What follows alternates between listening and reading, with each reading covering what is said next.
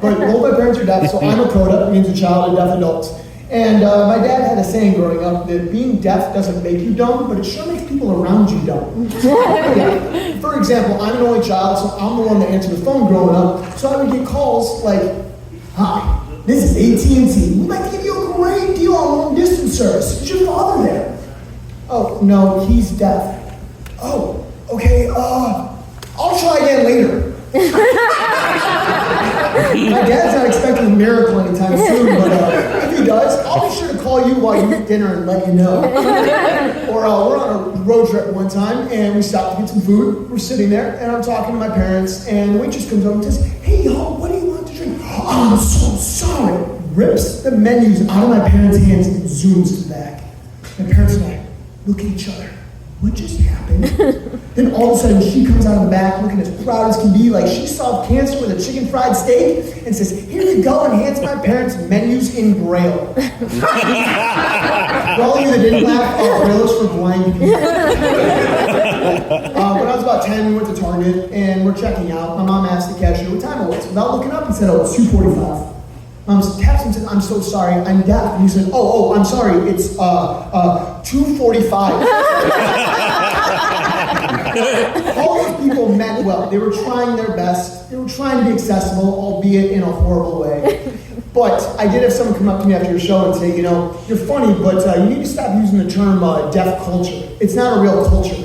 What? What are you talking about? "Oh, well, culture is a country. It has traditions and cuisines." What are you talking about? Deaf people have cuisines? Who do you think invented finger foods? Yeah. So for anybody that's familiar with sign language, you'll notice that my signing is probably not as clear as those ASL interpreters you see on TV. Okay? That's normal. The ASL interpreters are like the six-pack abs of sign language. It takes a lot of work to get to that point, and I am way too lazy to do it. But no, ASL interpreters are the best. They're amazing. They're like Morgan Freeman narrating a nature documentary. It's beautiful, it's smooth, it's like velvet for your eyes and ears. Me? I'm more like Gilbert Gottfried narrating a hemorrhoid commercial. Sloppy, but boy, they're gonna remember what you just said. Yeah. So I got in a lot of trouble growing up. Okay, just like you guys, I tried to sneak one over my parents any chance I got. I just had to do it in different ways. For example, when I was about 7, I wanted to catch Santa on the act. So I put laxatives in Santa's milk. Boy, was my dad angry. But the best part was he could only yell at me every 5 minutes. "Do you know how much trouble you're in, son? Do you know? Hold that thought." When I was in high school, I really wanted to go to a party, so I tried to go, and my parents wouldn't let me. So I waited till they went to bed, and then I snuck out. Had a great time at the party, came home about midnight, 1 o'clock in the morning. The whole house was dark. I was like, yes, I got away with it.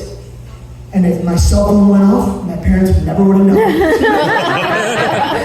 The whole house was dark. I was like, I got away with it, yes. Then all of a sudden, one light turned on. And my mom starts yelling at me and yelling at me. "Do you know how late it is? You had me worried sick. Don't talk back to me. I'll get the duct tape and the mittens." Finally, I had enough. I just said, "I'm done. I don't want to hear your lecture anymore. Shut up." And just turned up the light, and I didn't listen to her anymore. So my mom loves that joke. So much so, probably because I'm still grounded to this day for doing that. But she asked me to tell it at her 60th birthday party. Whole room of hearing people, deaf people, CODAs, everybody's laughing except one woman sitting right in the front. After the show, she comes up to me and says, "You think you're funny about that, but my kids do that to me all the time." She starts lecturing me about, respecting your elders or something like that. I don't know, I really wasn't paying attention. Finally, I just said, "You know what? You too." She said, "What?" Turned off the light and didn't listen to her again. But one of the worst times I ever got in trouble was parent-teacher conferences at school. Teacher calls me up to her desk and says, "The ASL interpreter had to cancel last minute. We can't get a new one in time. How do I best communicate with your mom?" I said, "Easy, just write everything down." No. We have a lot to talk about when it comes to you, and it sounds way too long. Fine. Just look her straight in the eye. She's read more lips than her gynecologist. Now, you'll notice that the sign for vagina is this. I've had people come up to me and say, I've been using that for pizza. There's a lot of signs that are very similar to one another, like that, and you have hungry, and you have horny. So please be careful when you're signing to a deaf person that you're hungry for pizza, because you may accidentally tell them that you're horny for pussy. Now, everybody's a lot familiar with, words like thank you, F you, very common. You also have shy and whore. Why are two words that mean such different things so similar? You go on a date with a deaf woman and you may accidentally insult her, so be careful. But even the most popular word in sign language, I love you, has a dark side. BS.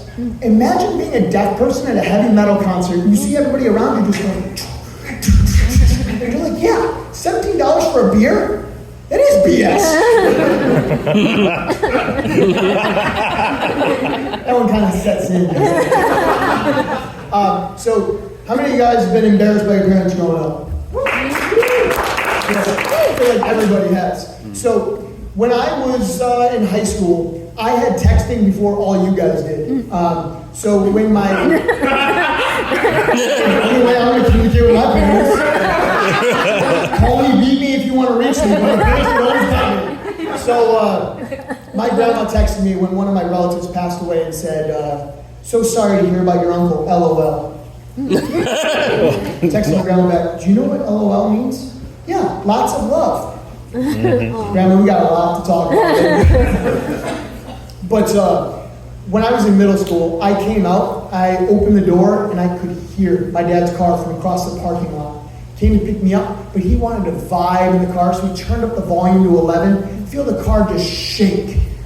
Oh no, I see him in his car just going off, having a great time. I put my hood up and I walk as fast as I can to that car.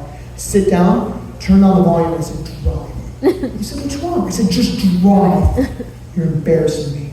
Oh, come on, it's normal to be embarrassed by your parents' taste in music. All your hearing friends have the same problem. I'm not embarrassed by your taste in music. I'm embarrassed because you were just headbanging to the 10-day weather report. But the best reason for growing up with deaf parents happened when I was 5 years old. I came home for my first day of kindergarten. Mom, I'm home. How was it? Amazing. I made new friends, and get this, they were the cool kids on the playground. How'd you do it? Well, I just walked right up to them and said, I should be in your cool kids club because I know sign language. They said, oh, us too. Meet us on the bridge at recess, and we'll teach you some new words in sign language. That's where the cool kids club meets. I said, oh, this is so cool. You're learning sign language in elementary school? What words did you learn? And then I told her the new way the fifth graders who taught me how to say I love you with just one finger. Her smile went to a scowl. She looked me dead in the eye. I'm going to make sure you never use that four-letter word in this house ever again. She grabbed me by the collar, she threw me in the bathroom, sat me down on the counter and said, this is for your own good, son. Grabbed the soap.